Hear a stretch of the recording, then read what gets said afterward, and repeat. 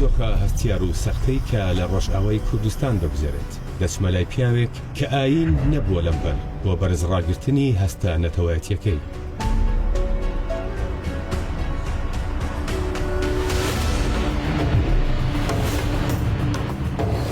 ئەو دەڵێت ناکرێت خۆت بە کەسێکی دیندار بزانی بەڵام نیشتیمانت بۆ گرنگ نەبێت. وتارەکانی دوو ئاڕاستەی لە خۆگرتووە.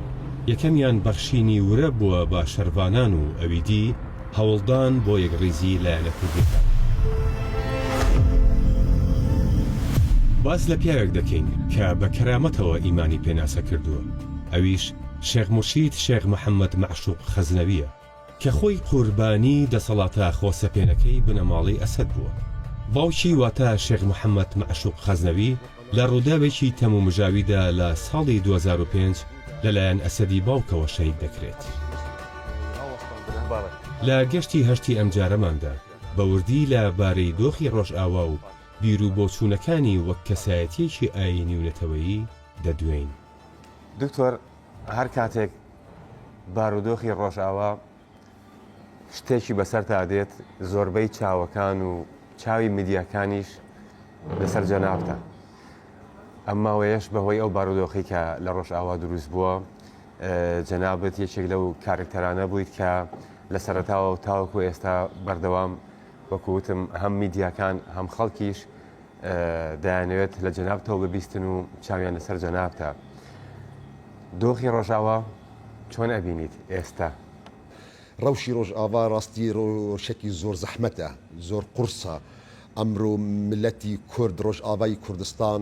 یعنی من بتوانم بێژم بن قڕکردنەکێ دەیە، بن هەوڵدانێکی جۆنۆسایدەکێ دەیە بەداخەوە وایە. کەسین هاتنە ئەمڕۆ دەستهلاتدارن دشامدا تونندڕەون خودانی فکرێکی زۆر خراپن بەداخەوە دینی ئیسلامژی دزینە، یعنی ئەوانە ئیسلامەژی لێ بەداخەوە بناوی ئیسلام ئەو نقطە دەستنیشان دەکەن و دانە دیارکردن، یعنی زەحمەتی ئەوە ئەنو ئەم فتوحاتە دەکەن. کاتی گوتبێژی ئەم فتوحاتە دەکەن لەگەل گەلێکی مسلمان معناوی ئەوە تەجۆنۆساید دروست دەکێ. معناوی ئەوە زۆر سپاس دەستخۆش. معناوێنە ئەوە ئەو ملات ینی قردێکێت نەدەکێش بەروەیەکی ڕاستی وەزعی ڕۆژئاوا ئەمڕۆ زۆر زەحمەتە. یانژێم بێژم بەسۆڕای بەڵام هەمان کاتدا هەمان وەقت دەژی هێویەکی زۆر مەزنجی هەیە. ئەمڕۆ کورد وەکی هەرجار ینی ئیحساس دەکەی کەسی وینان نییە ئللا کورد کەسی دۆستی نییە ئللا کورد و خوا بە زیاد بێ ئەلحەمدولله ئەمڕۆ کوردستانی ڕۆژئاوا نەتەنێ نەهشتنە باشووری کوردستان، ڕۆژهەلاتی کوردستان، باکووری کوردستان ئەمڕۆ لەسەر شەقامە لە مەیدانە گەلی کورد ئۆروپادا لەسەر شەقامە کار دەکێ خەباتی دەکێ بۆ پشتەوانی ڕۆژئاوای کوردستان. ئەواژی ملکی گەشببینی دەدێ ڕەحەتی دەدێ هێوی ئۆمی دەدێ ئینشاءالله ئەمە بگنە ئازادی و حەقیقە و مافی خۆ ئینشاءالله. دکتۆر جەنابەت خۆت لەکوێ دەژیت؟ والله نۆرمال من خەڵکی ڕۆژئاوامە حتا 2005 ژیل وڵات بووم. 2005 کێشێکی هاتە سەرێمە، موسیبەتێکی هاتە سەرێمە، شەهادەتی باوکیم بوو شێخ مەعشوقی خەزنەوی 2005 یەکی مانگی 6 مانگی حزێران 2005. عادەتێکی کولتورێکی چاندێکی مە ماڵباتی هەیە کاتی ئەو کەسی گەورە مەیدان بێ ئەم کەسێن ژمارە ددۆ مە گوهدار دەبێن شاگرد دمێنێت. حتا 2005 دەنگی من نەبوو، یعنی کەسی مرشد احتیمالە ناناسی ڕاستە ژبەرگو ئێک گەورە المەیدانە باوکی المەیدانە فەمە شاگرد دەبن. 2005 کاتی گۆ باوکی مشەهید کەت ئەرکی هەمە کەتە سەر ملێمەدا فمەجبور بوون ئەو ئەرکە ئەمەرابن. کاتی ئەو ئەرکەرابووم تێبیرەمە من دخۆت بە دو گۆتاری جومعە خوێندن بریاری دەرکەت نابێ قەدەغەیە هەموو مزگەوتەکانی سووریا من خیتاب و گۆتاری جومعە بخوێنم. پاشیوی بریاری گرتنی من اعتیقالژی دەرکەت من مەجبور بووم ژە وڵات دەرکەوم ماوەکێ لە سعودیە مام ماوەکێ ئوردن مام پاشی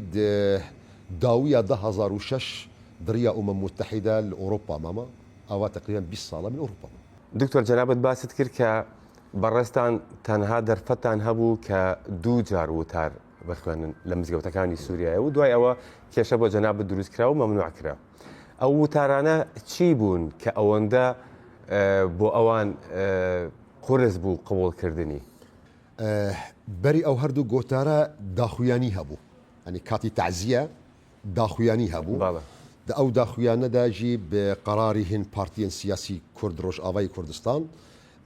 دا دەستنیشانکردن بەرپرسی سەرەکە شەهیدبوونی شەهید شێخ معشوقی خەزنەوی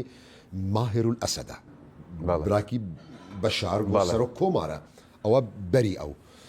هەردوو گۆتارە هەر کوردی بوون، گۆتارین بۆ هەستی کوردیتی بوو، گۆتارن بۆ مەوزوعی قەدیەی کوردی بوو و ئەوە تشتێکی غەریب بوو، تشتێکی نەنۆرمال بوو ڕۆژئاوادا بەردەوامی ئەو سوحبەت. هەمان کاتدا نازانم ئەو کاتەمە گەنج بوون 26 ساڵی بووم تەمەن، نازانم احتیمالە ئێستا زەمن بفتلێ ئەو عاقلیە ئەمرۆدا احتیمالە من ئەو تەحرشی ئەمە بێکن لەگەل نیظامی نەکەم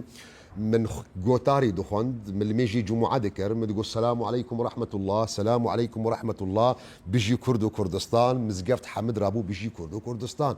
ئەوە تشتێکی نەئەتیادیە تشتێکی نەنۆرمالە سووریایدا یعنی بێکردن بۆ منژی سیر بووە ئێستا پشتی ئەو قاساڵ دەرباس بوو کاتی من تەماشا دەکەم لێمە گەنج بوون ئەو کاتە ئەو حەماسە ئەو گەرمیە یعنی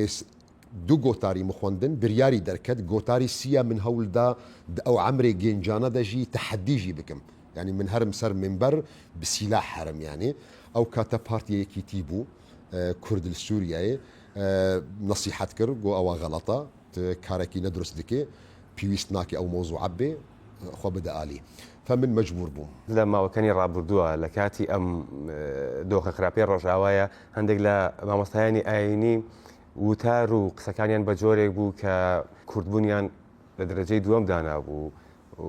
دین لەسەرتاوە تەنانەت بە شێوەیەک لە شێوەکان تۆزێک دژی ئەو مامۆستا ئاینیانە بوون کە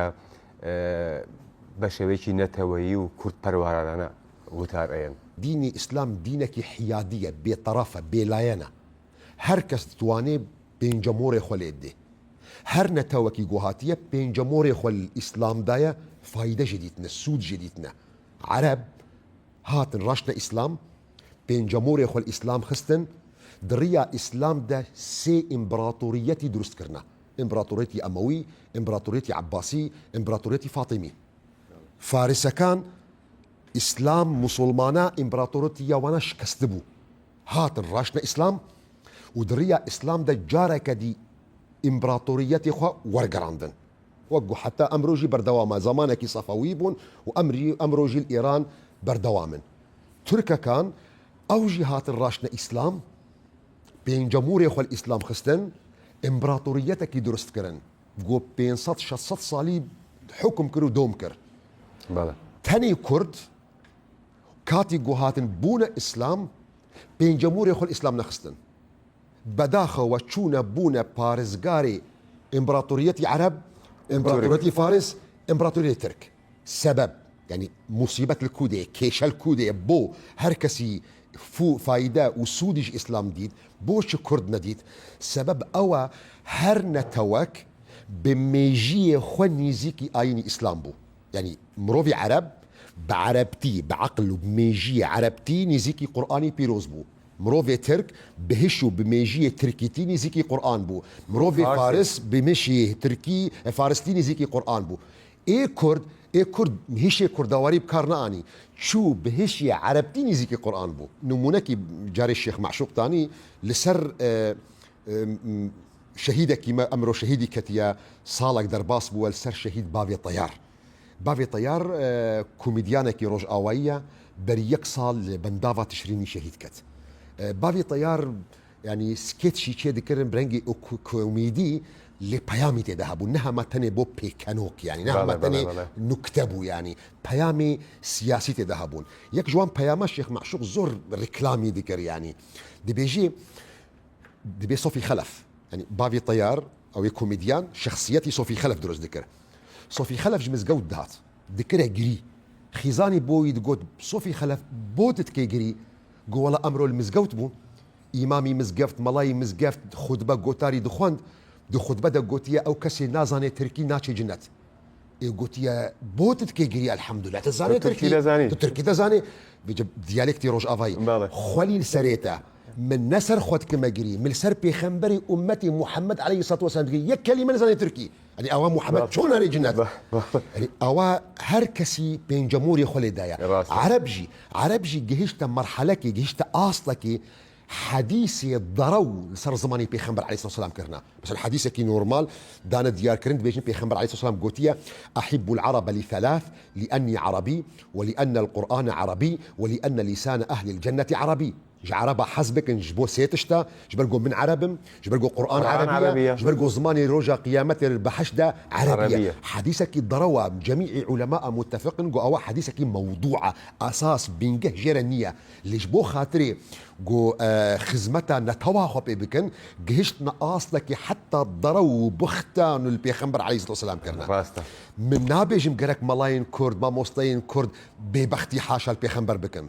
من نابجم والله ملا وما مستين كرد قرك دينك تازبو كرد درست نا من دبيجم دين إسلام من آلتونكيا آلتونكي قو 1400 سال بن عردبه آیا وقتی بیشتی 1400 سال وری او گستیلا آلتون دبن عرده چون توز قمار قریش چوب الدورا بيكم بوا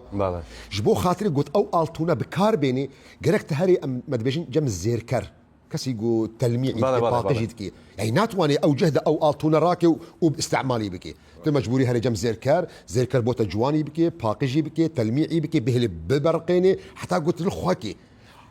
عيني وصا مدبيجن دين إسلام آلتونكي جوانا 1400 سال زور تشتي خراب الدردوري إسلام تشيبوا كلتوري عرب كلتوري فارس كلتوري ترككان كلتور وهر تشتي زور بو خاطري قو كرد فايدة جبيني بيوستا أوقا كلتوري خلق لادي دين إسلام بين كلتوري خدا إيه كردواري درباس بكي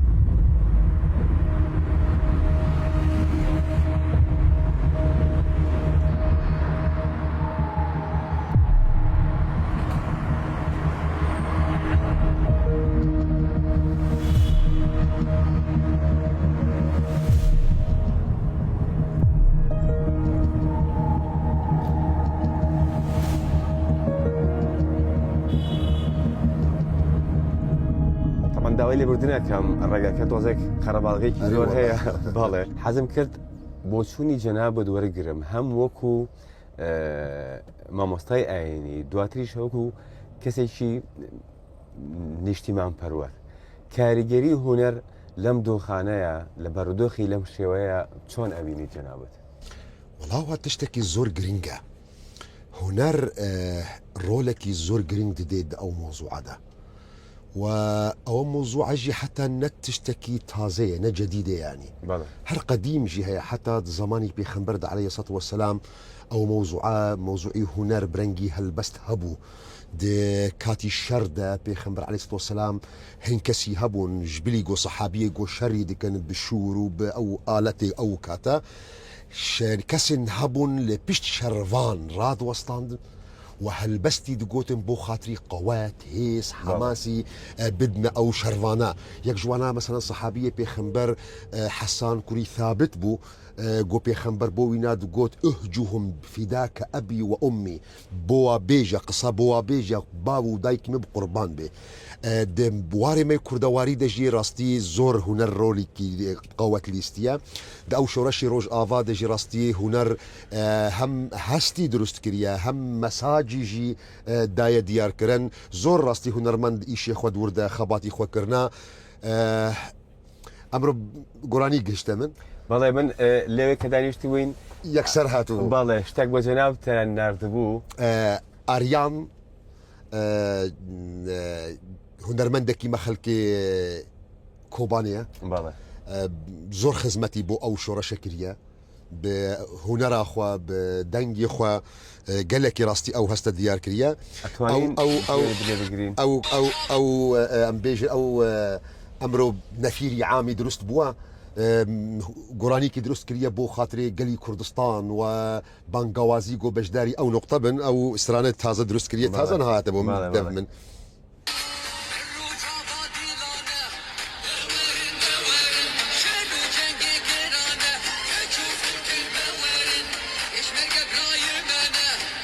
پێشمەرگە برای من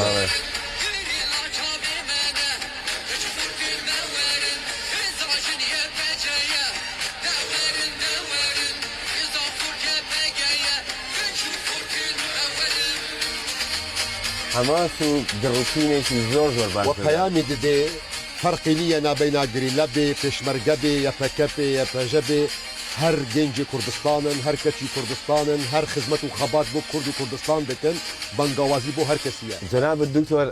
دڵنیام ئاگاداری کە بۆ پاڵپشتی ڕۆژاوە هەموو بەشەکانی تری کوردستان هەموو شار و شارۆچکەکان هەڵوێستی بە تایبەتی ئەمجارە هەڵوێستێکی زۆر زۆر پتەویان پیشاندا هاتنە سەر شەقامەکان بۆ پاڵپشتی ڕۆژاوە. قسەی ئێوە لە وەکوڵە شوونێکی دیژی گوتیە ینی تلڤیزیۆنێکی دیژی مگوتیە دووبارە دەکەم مگۆ خەڵکی باشووری کوردستان تکایە عاجز نەبن من یەک تایبەتی خۆت بۆەوە بێژم جار هەبوو حکمێک و باشووری کوردستان ڕەوشێکی خۆی قانونی سیاسی ئەلحەمدولله هەیە و یا ڕەبی ئینشاڵە ستارە بێ و هەر گەورەتر ببێ جار هەبوو گەلی کوردستان باشووری کوردستان ئەو مەوزوعی نەشتمانیدا جار هەبوو مژولی نەدبوون یانجی مەوزوعی داخلی مژول بوون کە من وا هەزر دەکرد یعنی ئەوە شاشی و غەڵەتی من بوو من وا هەزر دەکرد من دەگۆ خەڵکی باشووری کوردستان هەستی نەشتمانی هەستی کوردەواری گێم بووە لێ گەلی کوردستان حەقیق و حەلالکن گەردەنی من ئازادکن من غەڵەت بووم ماشەڵڵا ئیسباتی کردن خەڵکی ماگەلی مەڕ باشووری کوردستان ژێ هەموو شار و باژار گەرمیان کلار سلێمانی هەولێر حەلەبچە دهۆک زاخۆ لە هەر شوونێکی ڕاستی هەلوەستێکی نەشتمانی کوردەوانی زۆر جوانی دەستنیشان کردن.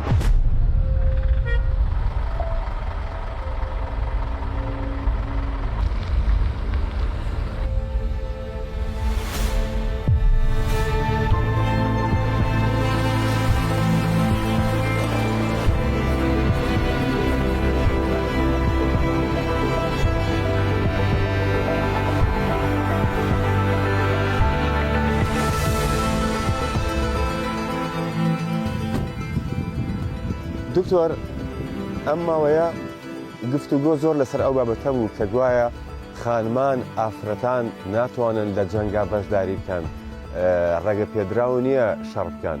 بۆ چوونی جەنابەت سەبارەت بەم بابەتە چییە؟ ئەوە گوتنێکی نەدروستە کاتێک گۆمە دڤەگەرن سەردەمی پێخەمبەر سلااوی خۆدێر سەر ئەمێ ببینن گۆ ژنی موسڵمان بەشداری شەر بووە و بەشداری هەر ڕەنگێ شەر بووە ینی بەشداری وەک شەر وەک ئالیکار و پشتەوان بسەدان نمونەژی هەنە نمونەی هەری گەورەژیت ئەودا حەزرەتی عائیشەیە گۆ خیزانی پێخەمبەر عەلەیهی سەلاتو وەسەلام و کاتی گۆمە بەحسی شەر دکن و ڕاشتیە چەنک و سیلاح و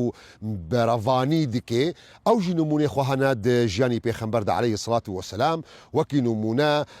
ئوم عەمارە یەک جوان ژنی سەحابیە بوو گۆلگەل پێخەمبەر بوو عەلەیهی سەلاتو وەسەلام دە شەڕی ئوحوددا و سیلاحی وێنە دەستەی وێ دەبوو بەرەڤانی دکرد دبەر پێخەمبەر عەلەیهی سەلاتو وەسەلام دا و دبەر جەماعەت و موسڵماناندا و حەتە ئەو شەڕەدا سێزدە برینیژی خواریە پشتی شەرژی پێخەمبەر عەلەیهی سەلاتو وەسەلام سوئالی ئەو دکرد و نەگوتیە گەرەک وەڵا ژن دانی شەلمال و نابێ بەشداری ئەو شەڕا ببێ بەداخەوە گەلێک جار هەیەمە دەرباسی هین تەفاسیل دەبن تەفاسیل نەگەلێکی بچووکن گەلێکی هەسانن هەمبەری وەختی گۆ قڕکردنا ملەتی تەتێ وەکو ئەمڕۆ ڕۆژئاوای کوردستانە وەکی گۆ هەولدانێکی هەیە گۆ ڕۆژئاوای کوردستان لە مەیدان نەمێنێ ئەو ملەتە قڕکردنێک وەرێ جۆنۆسای دەکری سەرۆی بێکردن ئەوە فەرزی عینە فەرزی واجبە لەسەر هەر مێر لەسەر هەر ئافرەتێکژی گۆ خزمەت بکێ و بەشداری ئەو شەڕا ببێژ بەرەوە یەکی ڕاستی زۆر سەربەرزن بشەروانن خۆی ئافرەت لە ماوەی ڕابردووە یەکێک لەو دیمەنانی کە کاردانەوەی زۆر بەدوای خۆی داهێنا لە ڕۆژئاوا یەکێک لەو دوژمن و ناحەزانەی ئێمە بینیمان کە کەزیەی شەڕبانێکی بەدەستەوەیە. دین چی دەڵێت لەبارەی ئەم جۆرە کردارەوە؟ سەدا سەد دین ئەو مەسەلە قبولی ناکێ و دین دژی ئەو فعلی هۆڤانەیە و کاتی گوتم ڤەدگەرێ ئاەتی قورئانە پیرۆز تدڤەگەرێ حەدیثên پێخەمبەر سڵاوی خودێ سەر تێمەیزەکێ وەسیەتên پێخەمبەر عەلەیهی سەڵات وەسەلام ژی شەڕڤانارە ژی موهاجاهدارە گۆ چۆن تەعامولێکی جوانە لەگەڵ خەڵک بکەن لەگەڵ شەر بکەن لەگەڵ کەسێن گۆ ئەسیر بوونە لەگەڵ کەسێن گۆ مەیدانی شەردەژی ژیانی خۆش دەستدانە شەهیدێن مەسەلەن چۆن تەعامولی لەگەڵ وا بکەن تێمەیزە بکی زۆر ئەخلاقێکی جوان هەیە. کاردانەوەکان بۆ ئەو دیمەنە ئەوەندە گەورە بوو کە هەر ئەو شخصا کە ئەو ڤیددیۆی بڵاو کردبووە بە شێوەیەک لە شێوەکان ڤیددیۆیەکی تر دروست کردبوو بۆ خۆی کە تقریبان داوای لێبوردنێکی دەکرد. ئەم داوای لێبوردنە داوا لێبوردنێکی نەڕاستە نەدجهێ خۆدەیە وینا ینی تەسەور نەدکردن گۆ چاوە قیمەتێ شەڕڤانên مەهەنە وی تەسەور نەدکرد چاوە قیمەتە کەچا کورد ئافرەتا کورد چقا خودانی قیمەت و مەکانەتەکە چاندا کوردستانیدا و دەمی گۆ ملەت بچووکێ خۆڤە بمەزنی خۆڤە مناڵ و ختیاری خۆڤە بژن و مێرێ خۆڤە بسیاست مەدار و بە هونەرمەند و بە هەر شێوەی گۆ جڤاکێدا بەرسڤەکدان و ئەو بخەتەرە حسا ژبەر وەیەکی هەولیدا گۆ هەنێکی مەوزوعە سڤێک بکێ لێ ئەو مەوزوعە نەسڤکە ئەو کەزیاوێ شەڕڤانە ئەو مندیلە تاجە سەرێمەیە. ئەم دیمەنانە وەکو جەنابیشت باست کرد هەم فڕەدانە خوارەوەی شەڕڤانێک لە بەرزیەوە بڕینی قژیان جەنابەت بۆ پێی کە خۆت یەکێکیت لە قوربانیەکانی دەستی ڕژێمی ئەسەد و پێشتریش باسمان کرد کە باوکی بەڕێستان شەهید کراوە. ئێستا کە ئەم دیمەنانە بینی تا چەند من دڵنیام جەنابەت زیاتر هەست بە خەمەکەکەیت. مەدداویدە بەشەرن ئینسانن دە ئەوڕایەدا خوینی دەرباس دەبێ ینی مەنە پۆلانە مەنە بەرکەن بێگۆمان تەسیرێکی خۆ هەیە باندۆرەکی خۆ هەیە منژی ینی کاتی گو ئەو کاریسەت سەرێمە دەهات و باوکی شەهید کەتمە بخۆژی ینی یەک جوان کەسامە ئەز ئەو ئێشە ئەو سوکاتی دناسم من باوی خوا چارپارچە بریە ماڵێ من باوی خوا من بە ڕەنگێکی گو هەمە هەوڵدانێن گۆرن ڕیهی وینا قسان دەبوون چاوی وینا تەشویهی کردبوون زۆر هەولیدان گۆن ینی ئەو سوکاتی لەگەڵ شەهیدی باوی من بکەن وەلاکن ینی ئەوە نابێ ینی برەنگێکی ژرەنگا گۆمە بشکێنێ هەر چەندی ئەو هەوڵ دەدەن ئەو شخصیەتی بەرخۆدان ناوگەلی کوردە بشکێنن هەر بەرسیویمە گەورەترە شێخ باوی من کاتی گۆ شەهید کەت بەری وێژی ئاخفتنێکی وی هەبوو گۆ من ینی نەژوان کەسامە گۆس هەر ساڵ وەرم دزیکرا و تەبینیش ینی مردووە دەدانیشم من کاتی گۆ من تێم لەگەڵ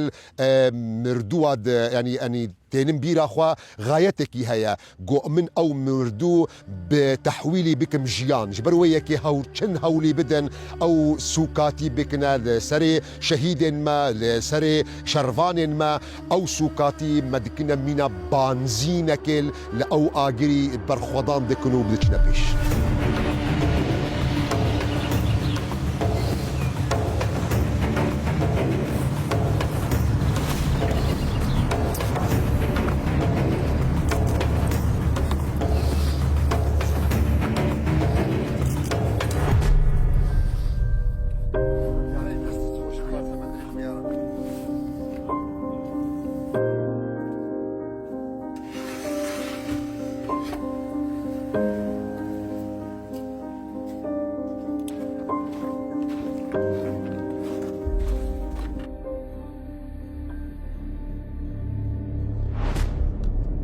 مامۆستا گیان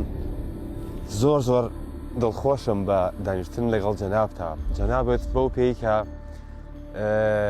زۆربەی دانیشتن و کۆبوونەوەکانت لەگەڵ کەسانی سەرکردە سیاسیە گەورەکانە بووە زیاتر لە کامیان نزیکیت؟ وڵی هەمە کەسی جێ حرمەتەیە هەمە کەس جێ احتیرامیە هەر کەسی گۆ من هەفدیتن لەگەڵ واکردنا وەکوان سەرکردێمەی سیاسی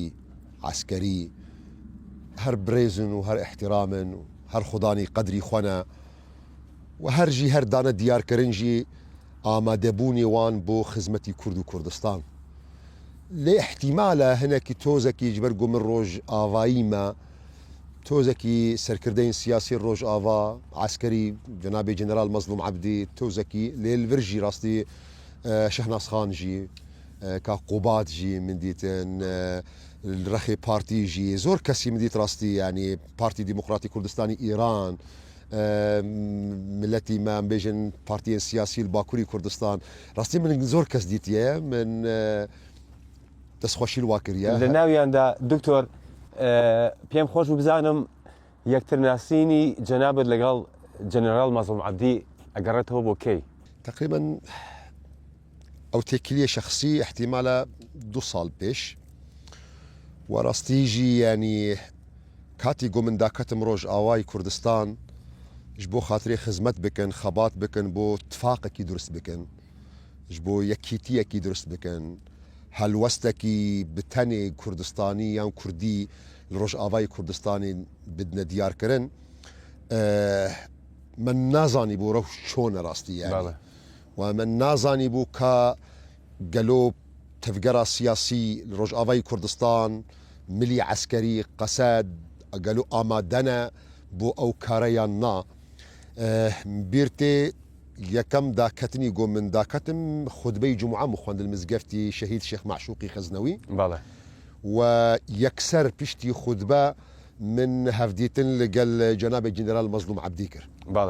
دا ئەو هەفدیتنەدا پشتی من نەریناخوا داخوازێ خوا دەستنیشانکردن هاتنی من بۆ چییە بەرسیوی کاک جنرال بۆ من نایش بیرکردن ڕاستی یانی کاتی من بۆینەوە گوت من هاتمە بۆ خاترێ ڕێزگرتنێکی کوردی هاتمە بۆ هەلوەستێکی کوردی هاتمە بۆ تفاقێکی کوردی جوابی جنرال وازح بوو بێتەرەدد بوو ڕۆژ ئاوایی دبێژن مەقەسی لەگەلتەیە و لە گۆری خۆ فەساڵ بکە یانی گۆری گوتت زانێ یانی هەر هەموو ڕەنگێ ئامادەکاری و پشتەوانیژی دبۆ خاترێ ئەو هەلوەستە ڕاستی ئامادە بوو و پێشکەشی کرد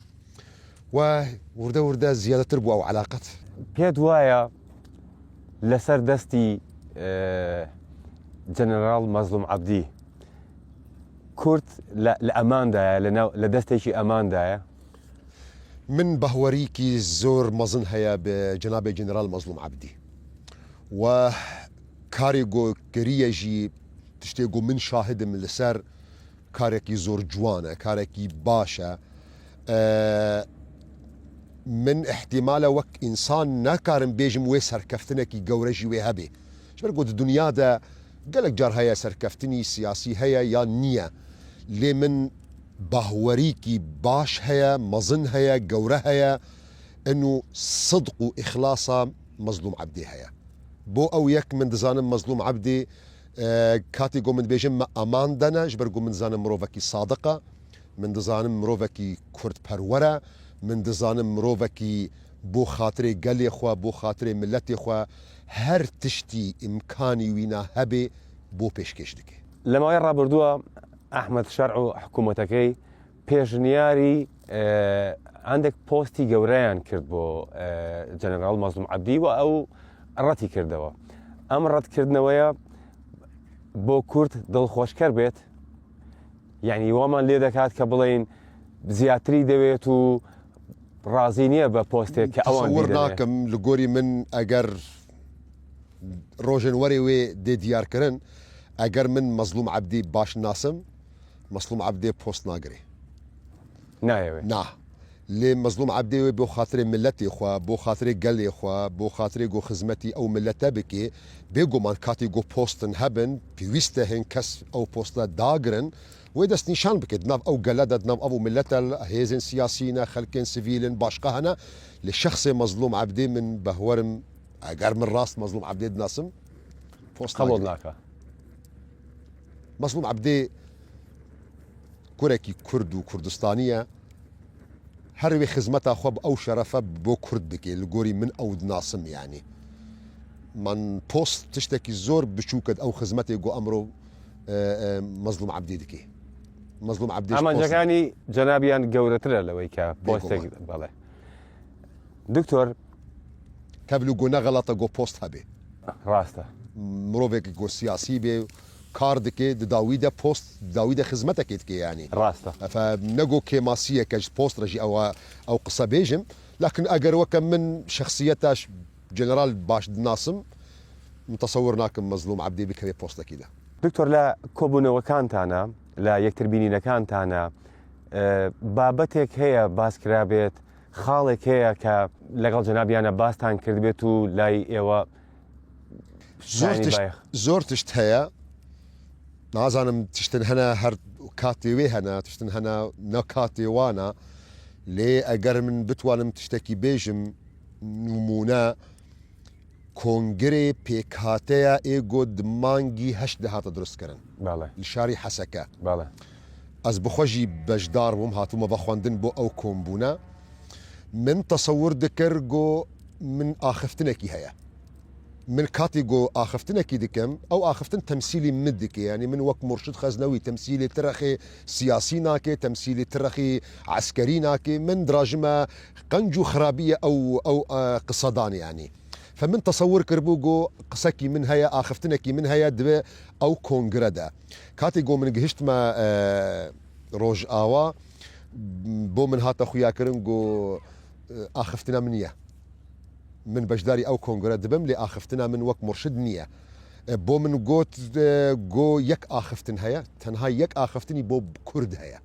نوك مرشد يعني هر يك آخفتن بو كرد هيا أو آخفتن جي تودكي يعني أو باركي زور جوربو هات سرشاني جناب سرشاني من يعني أستا من زور جار هاي قصدكم غلط دبم شاش دبم لي من دراجمة أو مسؤوليتي هانا لي كاتي قلت بنافي ملتكي قصبكي أو بشكي باركي جرانا من برسياري كر آيا وقتي جو من بنافي ملتكي قصبكم ختي ما يصورشنا يعني ضمن توازن سوريا دا جنابة برسي من برسيار دكم ختي صورشنا بو خاطري من تجاوزي او خطانا ناكم نهبو مرشد من خطي صور بو خنا بينم بو مرشد زهر رنجي بتوانم قصبكم بس وكي كرد بنافي كرد معادله سياسي داد معادله عسكري داد مروشي او وضعي قوامتي دنا محقق وخطي صورها من مراسة برسف او بو خطي صور بو تنين تنيا كرد با او من جبير ناكم او قصكي برسفكي زور جوان بو او قسەکی يعني هەرتم هێز و قەوەت دایە من دکتۆر ئەگەر بگەڕێنەوە بۆ مێژووی گەلی کورد لە شێخ سعیدی پیران لە شێخ عەبدوڵای نەهری لە سەید ڕەزا دەرسیم هەتا دەگاتە قازی محەممەد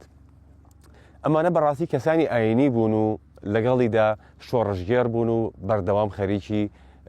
دۆزی کورد بوون کەسانی ئاینی پێویستە چی بکەن بۆ نەتەوەکەیان بارێکی گەرێکی گران دەکەوێت سەر پشتا مامۆستەین ئاینی وەکی گوتە ئیشارەتیژی کرد شخوا دەستپێکی ئەو شۆڕەشن کوردە هەر مامۆستەین ئاینی کرد و يعني الشيخ سعيد والشيخ عبيد الله نهري والشيخ محمود حفيد وملا مصطفى والشيخ معشوق وبدهان بصدان ما موستين آيني هنا إيجو أو خزمة وخبات كرنا بداخوا أو دمك فصلك كتيا ديوارك كتيا نابين ما موستين آيني وبرسا كردة هستي نشتماني ده ما موستين آيني تراجعي كرنج أو خالة أو تراجعي وانا باندورك وتأثيرك زور خرابيجي لجواك كرنا المجتمع كرنا هم وك مسلمان يعني وك دين إسلام شبرقو زار هيا مصيبتي سري ملتي ما يكورد قير كرنكي زور قورتي سر ملتي ما يكورد بنافي وان كسين قول دردورة ما جيران مسلمان يعني أمره ما بحسي تركيا بكم ما بحسي عراق بكم ما بحسي سوريا بكم ما بحسي إيران بكم تدعو ده الخير مسلمان يعني فكسي يقو مباشر تعدل مدكن ظلمي المدكن هر مسلمان فوقت يقو ما مسلين آينيج أو هستا ينجيج أو واجباج أو أركا تراجعي دكن راستي بيامكي زور خراب ددنا قلي مي كرد وبيامكي زور نشيرينا بنافي إسلام ددن يعني جبير نكا نحمو قليما نحمو ملتي ما خوندفانا ينجي آمادية هري قرآني بيروز بخويني هري صحيح بخاري ومسلم بخويني كا إسلام چد بيجي يعني الماموستي خوي آيني تماشا دكن الماموستي خوي آيني قهدار دكن وقتی گوه الوستا ماموستين آيني پیاما و پیامکی ديجي كردو كردستان به اوازن دكي انه جهي مدناف اسلام دا نينه جهي مدناف آيني اسلام دا نينه بو او يكا راستي ارككي زور گران لسر پشتا ماموستي آينية هم بو نشتماني و هم بو ديني و هم بو پیغمبر محمد عليه الصلاة والسلام جبو خاطري گو پشتواني اف ملتي مظلوم ببن بيستو دي دولتي عرب هنا شخوية دولتك دي لزدب وزندكم دولتك لأفريقيا زماني خو جوهرتو كرا عربي بيستو سي دولتي عربي هنا براتية مسلمان خرانة بوا بينجيو حف دولتي إسلامي هنا يعني قيد كرنا تسجيل كرنا الأمم المتحدة براتية مسلمان خرانة بوا وبراتية مسلمان للجهة خويا والحمد لله تشتك برزقريكي نية تاني كرد دكاتي قو دعوة حقي خودك دعوة ما في خودك دعوة دولتي خودك أو براتية مسلمان إيش سر إيش كبيدا يان سر إيشي بوتشيد بيان خراد بي أبستو بينجيو حف دولتي مسلمان برا بينجيو حشتو برزقريكينية يعني دي سبب رأي هافن وديسا أو براتي مسلمان مقبول دكن يعني جناب الباسي دولي عربي ذكرت بداخوا هندك حول هيا بو شرعية دان بو كاراني كا بو المندجي كرد أي كان دا نوع ادعاء وبكان ككرد مسلمانية دكتور إما كافرين استغفر الله حاشج او قصاء او قوتنا قوبي قوتن در حقي ملتي كرد تنا توك نينا خزمتي آيني اسلام كريوكي ملتي كرد سراسري تاريخ مسلمانة 1447 سال تم ملت نينا وكم ملتي كردي بقرباني هري مظن همواري عسكري همواري زاني همواري سياسي همواري اكونومي واقتصادي بجداري او حضارتي اسلام بونا حتى استاجي كسكي جو بخوازي فيري آيني اسلام ببي نلازم الكردستان ها نبحسي كردستان دكم از بحسي السعودي عربستان دكم از بحسي تركيا دكم از بحسي مغرب دكم از بحسي افغانستان دكم از بحسي باكستان دكم هر يكي جو بخوازي دين اسلام ناس بكي ببي فقا شريعتي اسلام ناس بكي مجبوره هري برب چوك كابوك ماموستين آيني كرد درسي بخوينم امامك وكني ابن صلاح شهرزوري جبو خاطرت بزان بك حديث بيغمبر عليه الصلاة والسلام او حديثة درسته او حديثة ندرسته او حديثة صحيحة او حديثة ضعيفة تلكودرا دنياي بيت كوجان مسلمان بيت الكوجان دنياي بيت مجبوري هري بر پرتوك ابن صلاح شهرزوري كردي تفيري ببي ده همان كادل روج آواي كردستاني من بحسي باكرو روجلات نكلش برقو همان تشتي يعني احتمال او موضوعة بهتر بو روج آواي كردستاني تي كرن انه كردنا مسلمان روج آواي كردستاني مزقفتي خو حمدا قرتين الحمد لله خواب زياد بي زانقوا روج آواي كردستاني القامشلو بشي شريعتي هيا لقامشلو ثانوية كي شرعي هيا لشاري حسكاش ثانوية ومعهد شرعي هيا كوباني بريغو داعشي إليشي بكي دوامين مصطرين قورترين دبستانا شريعتي البشاري كوباني يعني فأوا قوتنكي نراستا ودعوكي نحقا وروجا قيامتي أو رورشدتنا حزورا خواي قورا كاتي قوت بيجن كردنا مسلمانا چەوساندنەوەی کورد و درێژەدان بە چەوساندنەوەی کورد وای کردووە ئێستا من بۆ خۆم دکتۆر زۆر جار لەناو گەنجەکان کە قسە دەکەین کە مناقشە دەکەین گەشتونەتە بیر و باوەڕێک تەنانەت ئەڵێن ئێمە چیتر ئەو قسەی کە دەڵێ کورد و عەرەب برانە ئێمە ئیتر قبوڵمان نییە برا لەگەڵ برای خۆی ئەم کارانە ناکات ڕەحما خودێ لێ بێ هونەرمەندێکی مەی خەڵکی ڕۆژ ئاوا هەبوو سعید گاباری سترانێکی خۆ هەبوو دوگۆ خۆسکا کوردستانە ما نەجیرانی ترک و عەرەب و فارسا بە لە ئەمریکا بە لە کەنەدا بە ئی بەس کاکە وەڵە مەجیرانی وانە مەجبورن دانوستاندنی لەگەڵ ئەو ملەتا بکەن نازانم او مدگو چه پشت اتومبیل مدگو عربانه بالا اگر کردستان جی مبکاری بدانی بسر عربانه که و مکشاند با چوبا شونه کی دی جغرافی کی دی لکاکا خوای گوره خواست حسکریه اف جغرافیه به اف جغرافی کی مبارکه يعني كردستان د قرآن پیروز ده چاو سر زمان حضرت نوح هاتيه يعني پیروزه او جغرافيه جيراني او ملة عرب ترك فارس فمجبور دانوستان دنيل قلوانا بكن وزور كسي جي نافوادا هنا انسان باشن انسان جهي قدرن جهي احتراما وزور كسي جي نافوادا هيا بيشتفاني قضيه كردكي يعني فنابي راستي ما بيجن خلاص نا ديواري دينن سينوري دينن تيكلي قال او انسان النبي او قصكي نجي خديه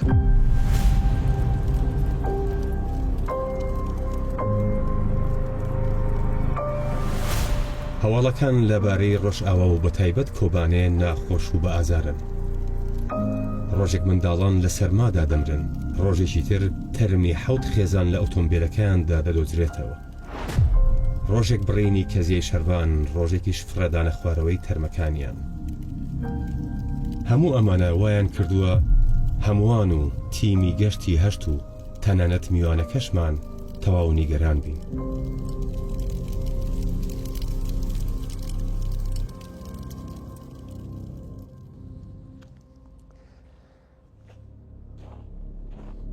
دکتۆر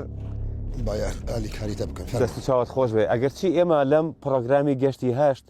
هەر جارێک و لەگەڵ هەر میوانێک خواردن دروست دەکەین بەڵام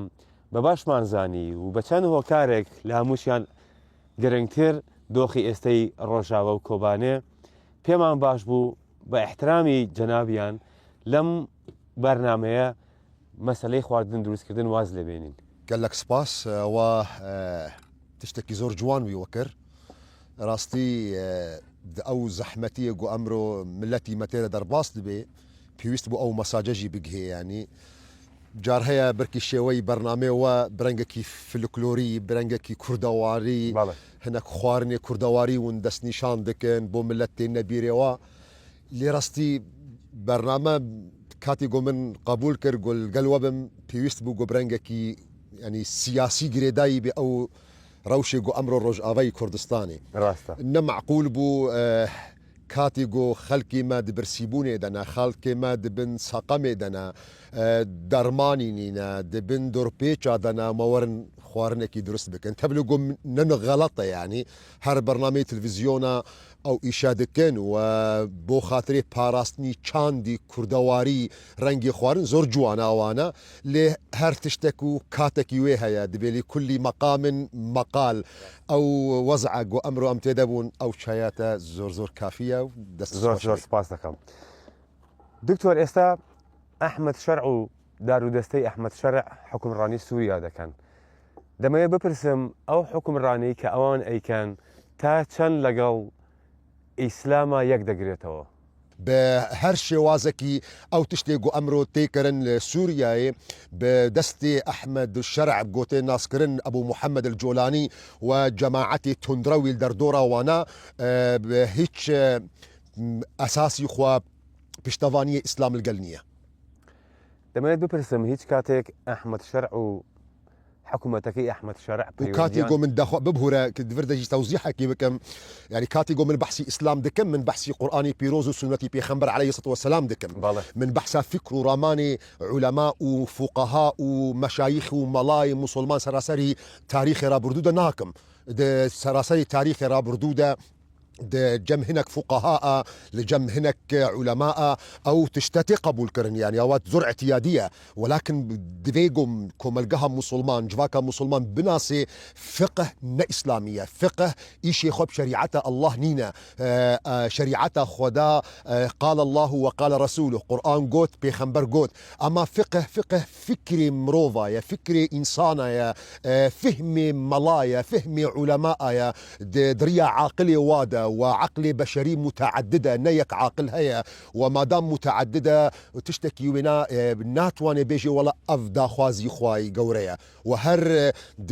تاريخ رابردودة علماء هري قورا من إمام شافعي من إمام مالكي من إمام حنبلي من إمام حنفي كاتيجو تشتك بيشكيشي قل ذكرن ندقوتن أوا شريعتي خواي ندقوتن أوا داخوازي خواي دقو أوا فهمي ميا فبيوستا أم أو فرق جوازي بخنا بين إسلام ونا بين تفسير وفقه فكر راماني ما مستين آيني سراسري ديروكي رابردودة پرسیارێک لەدام دروست بوو دکتۆر هیچ کاتێک ئەحمەد شەرع و حکوومەتەکەی پەیوەندیان بە جەنابتەوە کردووە وكي ديريكت احمد الشرع اللي قال منا بس خلك دردورة وبلي انك تيكلي يعني هول دان بو او جبرنجا كبرنجا انه شوني تل شامة وتكوري شهيد شيخ معشوقي خزنوي وقركت امره بشتفاني او كاريجو امره مدكن للشام لكن برسفهر وابو ما انا الا رجل من قومي من بياوكم ناف ملتي خدا ناف قلي خدمه هەندێک لە شارەزایانی سیاسی دکتۆر پێیان وایە هیچ کاتێک دیمەشق لەگەڵ ڕۆژئاوا تێکەڵ نابێ لەبەرەوەی کە هەردوو لایەن خاوەن ئایدۆلۆژیای جیاوازن بۆ حکومڕانی تێڕوانینی جەنابەت چییە؟ يعني واركي دا وقتي جو ولاتك بي آذاكرن برنجكي ديمقراسي وتشتك ايديولوجيك فرض نبيل سر ايدي وهركس بزاني بي يعني ديالوجي بكي ممكن مرض اوابكن بس او جماعات او جماعتي جو قاربن كسم بنابري خو قبول بكن جبر ويك راستي كيشكي قوريه حكان فيدان الله دو كودو دكاتة شوار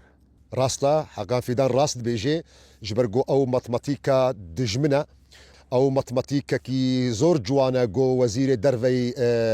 تركيا يدبيجي كردكي جو بزان بي كسك هي بنافي خو بيشوا قاضي محمد آزموني ماتماتيك دي جوهري دو ودو دكي يك ونابي بشار وكردستان ولاتك ونابي بشار دكتور ئەزمموی حکومڕانی لە باشووری کوردستان چی شتێکی تێدایە کە تۆ پێت خۆش نییە لە ئایندە لە ڕۆژئاوا ڕنگدانەوەی هەبێت یعنی تێبینی یەکی جەنابەت هەیە لەسەر شێوازی حکومڕانی لە باشوور کە